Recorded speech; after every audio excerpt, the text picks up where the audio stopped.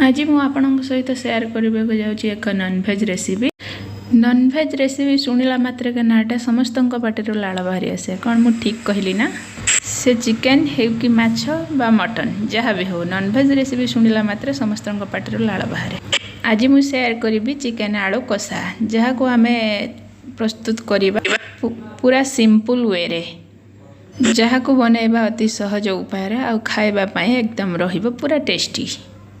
नमस्कार, सस्मिता श्रेयांश चैनल में आपन को स्वागत। एठी मु नहीं 500 ग्राम चिकेन मैं भलसे धोई कर रखी।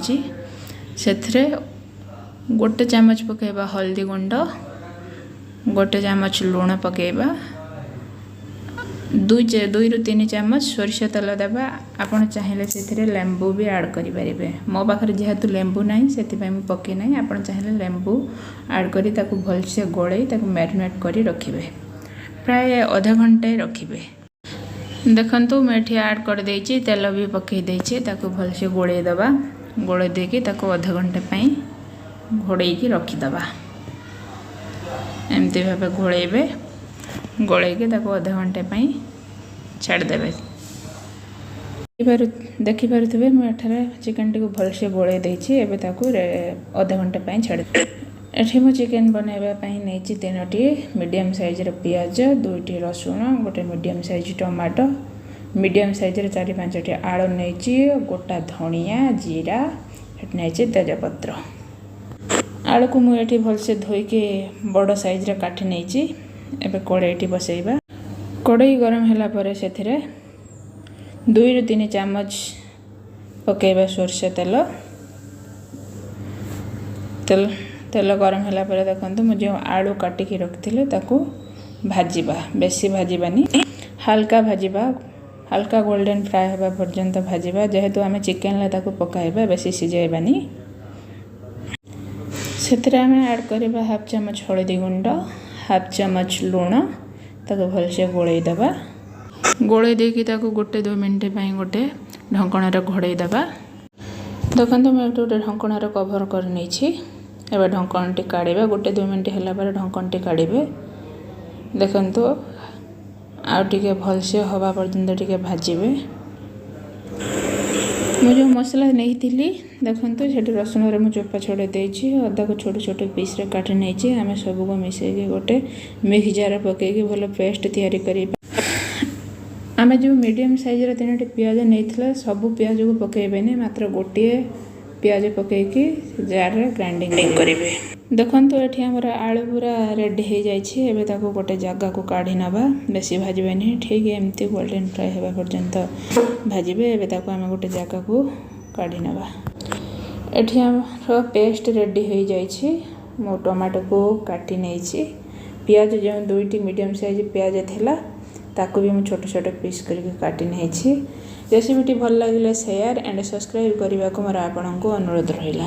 करथबे आलूटी काढी साइला परे जे तेल थिला, बड़का तेल थिला, सेथरे आमे आउ 2 ରୁ 3 चामच तेल ऐड करिबा। तेल गरम हेबा परे सेथरे 1/2 चामच चीनी पकाइबा।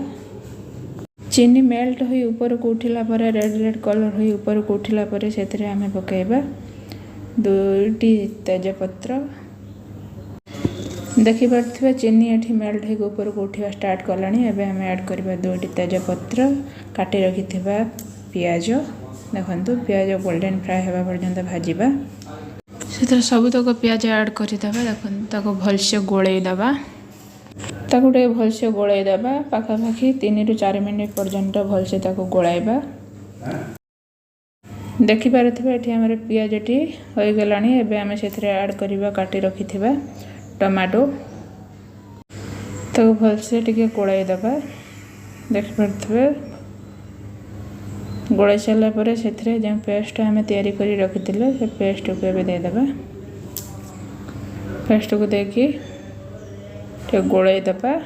देखि पारथबे से पर्यंत हमें मसला को गोळाइबा जे पर्यंत मसला रो कंचा पानी न मरिछि। जानिबे जे हमर मसला टे पर्यंत हेइ नै। एबे हम सेथरे ऐड करिबा 1 चामच हळदी गुंड, 1 चामच लूण, 1 चामच चिली पाउडर पके ताको हमें भलसे कवर करनबा। गोळई दे ताको भलसे कवर करनबा। देखंतु एठी मसलाटी हमर पानी मरीगलानी एबे सेथरे आउ टिके पानी ऐड करिबा जेमती मसलाटी आमर भलसे सीझीजिवो ताको भलसे गोलाई दे 1 ରୁ 2 मिनिट कवर करनेबा ताको मझिरे मझिरे गोलाइबा। देखंतु एबे हमर मसलाटी रेडी हो जलानी। एबे देखो मसला तेल छाड़ीबा आरंभ कर देलानी। एबे आमे मैरिनेट करी रखिथिबा चिकन को एबे सेथरे पकाइबा पकाइगी ताको भलसे गोलाइबा। चिकन रे जे पर्यंत आइंस पानी न मरजी से पर्यंत आम चिकन टाको कषिबा जे पर्यंत चिकन रो आइंस पानी बाहर के न मरछि। प्राय 15 ରୁ 20 मिनिट पर्यंत एमिति भाबे चिकन टाको कषिबा। एबे आम ताको ढक्कन टा कवर कर देबा मझिरे मझिरे 1 मिनिट 2 मिनिट छाड़ी की चिकन टाको कषिबा नहले प्राय चिकन रो तळे लागे जाई पारे। देखि पड़थबे चिकन टाको मझिरे मझिरे ढक्कन करके एमिति भाबे कषु देबा। एबे हमर 10 ରୁ 15 मिनिट हे गलानी। देखंतु पुणी टिके ढक्कन काढ़ी पुणी टिके कषिबा। देखि पारथिबे एबे हमर चिकन ला जहा सब आइंस पानी थला सब मरि जाईछि। एबे हम जो आलू भाजी के रखिथिले एबे चिकन रे ऐड करिबा। देखंतु आलू को ता सहित भलसे कषिबा। एबे हम पुणी सेम प्रोसेस रे ढक्कन रे चिकन टिको 1 ରୁ 2 मिनिट कवर कर दबा। चिकन सहित आलू मसला सब जेमती भलसे मिक्स होइछि। 1 ରୁ 2 मिनिट पर पुणी आम ढक्कन टी सेम प्रोसेस रे काढ़िबा। देखंतु हमर चिकन टी पाखापाखी हो गलानी। आउ अल्प समय कषिबा। सेथिरे किछि पानी ऐड करिबा। कंचा पानी ऐड करिबेनी।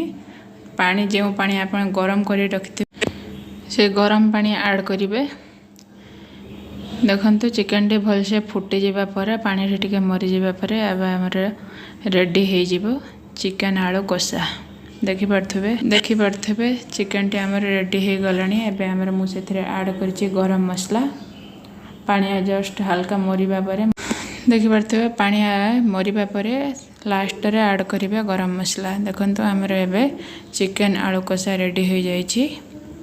देखि पड़थबे एही रेसिपीटी जदि आपण माननकु मोर भलो लागि थाए please like share and subscribe करने को मोर आपण माननकु अनुरोध। देखि पारुथिबे एठी हमर गरमा गरम चिकन आलू कषा रेडी हो जाईछि। ठंडा ठंडा पाककु चिकन आलू कषा रेडी। मोर आपण माननकु अनुरोध जो माने न खाइबे एठे को आसंतु जो माने खाइबे प्लीज दया करी एठे को आसंतुनी।